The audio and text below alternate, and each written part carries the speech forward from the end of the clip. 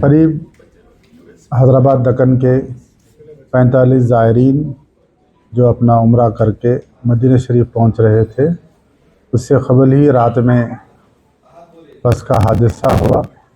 خالی بس جل کے خاک ہو گئی۔ اطلاع کے مطابق ایک آدمی کچھ اس میں بچا ہے جو وہاں کے دواخانے میں زیر علاج ہے، اور اس میں تکلیف دہ بات یہ ہے کہ اس کے اندر زیادہ تر چھوٹے بچے ہیں اور خواتین ہیں۔ ہر حادثہ ہے اس کے لیے اللہ کی مرضی، کوئی کچھ کر نہیں سکتا ہے۔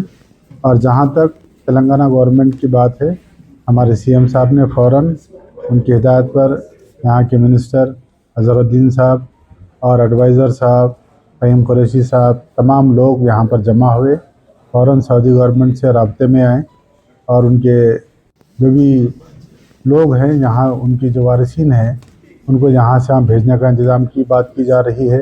ایک ڈیلیگیشن کو یہاں بھیجنے کی بھی بات کی جا رہی ہے، اور وہاں جو حادثہ ہوا ہے اس کے تعلق سے سعودی گورنمنٹ سے ہمارے منسٹر صاحب نے جملہ جانکاری لی۔ میں امید کرتا ہوں کہ جلد سے جلد ڈیلیگیشن وہاں پہ جائے گا۔ خاص طور پر میں تمام عوام سے خواہش کرتا ہوں کہ احتیاط سے سفر کیا کرے۔ اللہ کی مرضی ہے، شامل حال ہے، لیکن رات کا سفر ہے، ایسے چیزوں میں تھوڑا احتیاط برتیں۔ بچوں کو لے جانے پہ احتیاط برتیں، خواتین اور بچوں کو اکیلا نہ چھوڑیں۔ بہرحال اللہ سب کی مغفرت فرمائے اور تمام ان کے عزیز و اقارب کو اللہ تعالیٰ صبر جمیل عطا کرے۔